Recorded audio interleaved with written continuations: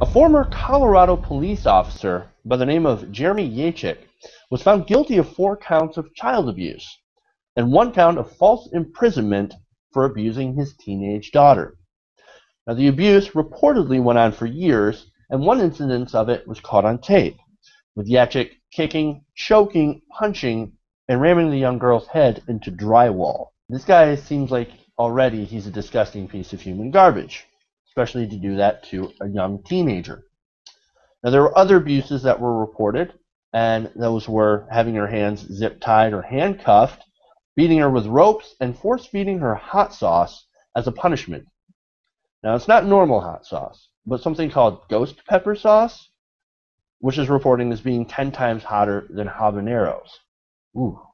So we're talking some serious, long-term, horrific abuse of a young teenage girl.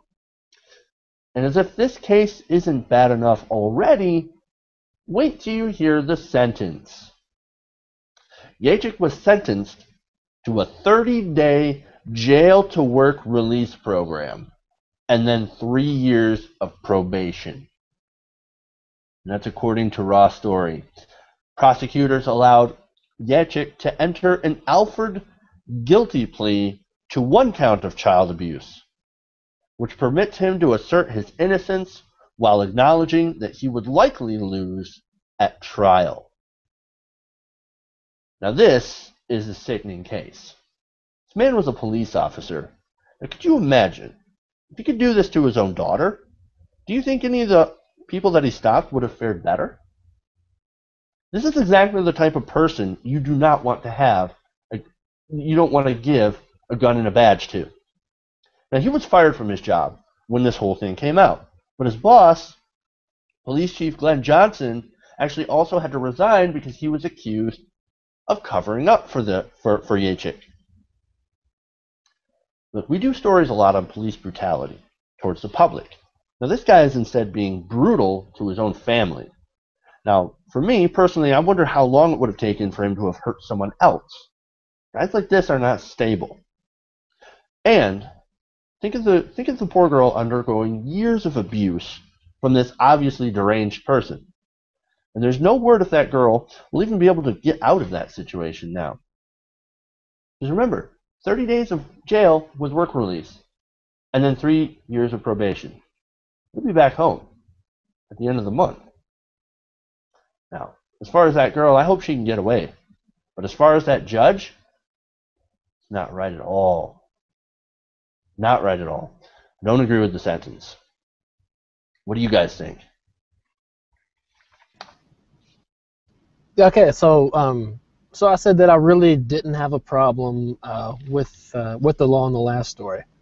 What I do have a problem with, though, is the incredible disparity between these two stories, even though it's essentially the same crime, right? And if what Sean said is true, then it's even debatable that if it's the same crime, but on the first lady's side. So the first lady gets indicted for child abuse to an infant and gets a year. This dude gets 4 counts of child abuse, what's absolutely child abuse. Like you don't have to do a study to see that. Like, you beat a girl or whatever and force her to do all this kind of like eat the ghost pepper sauce or whatever. Like, that's abuse. And he gets a month of work to release and then probation. Now, it's good. There is a little bit of a silver lining. Just in the fact that not only is he off the force now, but so is the chief, who may have been covering it up, which, by the way, means he was probably covering it up, right? So at least there's that. But again, man, just the disparity of the sentencing here. Like, this is where so the last story I took issue with my pro-choice friends, and this issue, I take this story I take issue with my pro-life friends. Like, the life, okay, I believe, it starts a little earlier than some folks might, but that doesn't mean it's less valuable as it goes on. So if we're going to be a society that says child abuse, of a baby that's born gets you this amount of time, you don't get to knock off the time as the kid gets older. That's just ridiculous. I don't understand how he gets away with this. Sean? First, I'm gonna say something controversial, which is usual. The ghost pepper sauce thing. I don't know how bad that is. I know it's like super hot sauce and all that, but to throw my neighbors under the bus, I've seen that and soap and all of that, and like that's what parents do when their kids swear. A lot of parents do, and I don't particularly like it, but they put something uncomfortable in their mouth, which sounds worse than I mean, but like I mean soap or hot sauce. So everybody calm down.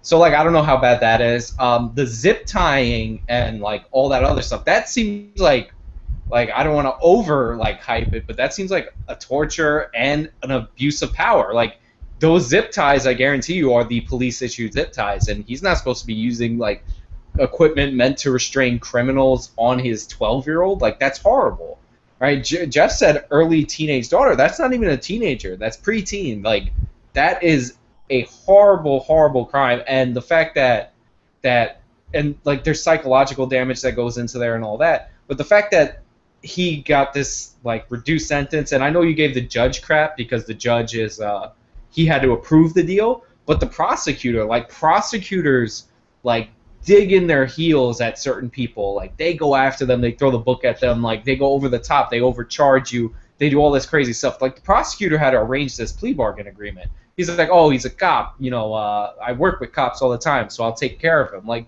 nobody really cared about this little girl, and like that's the most horrible part. And I don't know, maybe he's going to get counseling. Like I believe you can come back from this kind of thing, but like I'm pretty sure that parents that hit their kids are going to be parents that hit their kids. Like parents that abuse their kids are going to continue to abuse their kids unless there's a dramatic intervention. And I don't see that in this case. Yeah, do we know, was he even ordered to go to like, you know, counseling or parenting classes or anything like that? Not that I know of. That's inexcusable. Sean has a good point, man. The whole making your kids eat something that's uncomfortable is kind of old school parenting. But yeah, zip tying until they black out and beating on them and stuff like that.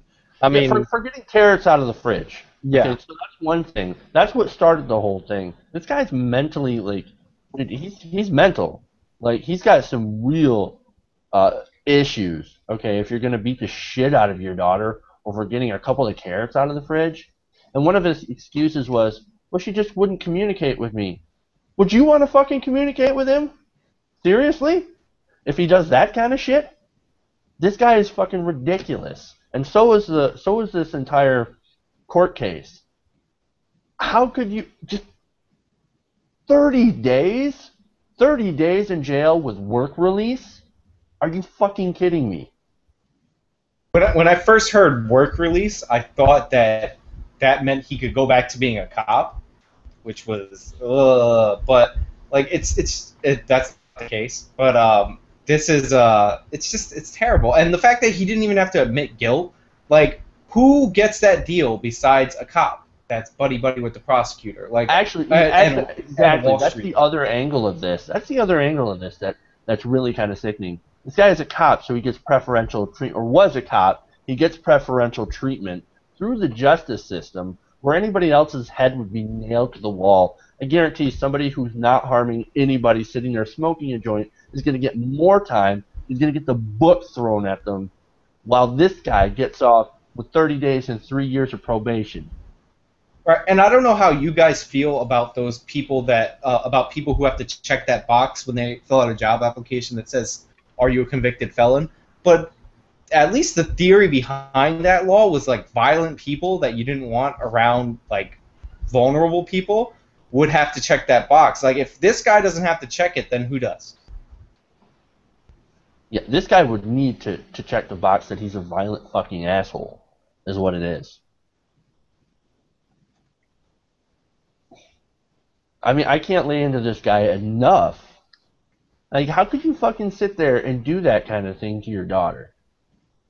Like, once again, this is the kind of guy that you don't want to give power to, because it's obvious that he's going to abuse that power. Can before we move on to the story, I want to just read something here. Like we talked about, or Sean kind of briefly hit on what this does to on top of the fact that you're beating someone and choking them out. There's PTSD, stuff like that. here's the daughter was quoted as saying, "I don't hate him as a person," she told the judge during the sentence hearing. "I hate the things that he did. I still love him as my dad. I want him to get help." Like, how much does your heart break for this girl, man? She is clearly a better person than her father. A And much better person. He did not lead by example, that's for sure. And she's doing the right thing by not following his example. her And mom that's what must be a just tears it saint. up. Her mom must be a saint, or she's got some teacher that is like needs every teacher of the year. Like, somebody has set an excellent example for this girl of like what to be. And like, as to the question, obviously no kid deserves to get choked out and beat. Like, you can't say that. But we do always like to throw out the caveat that we only get one side of the story. You know, maybe she was more confrontational. Again, he still took it too far regardless. But you read that quote. She's at the hearing for the man who did this to her, and she says something like that. Odds are her side of the story is probably fairly accurate.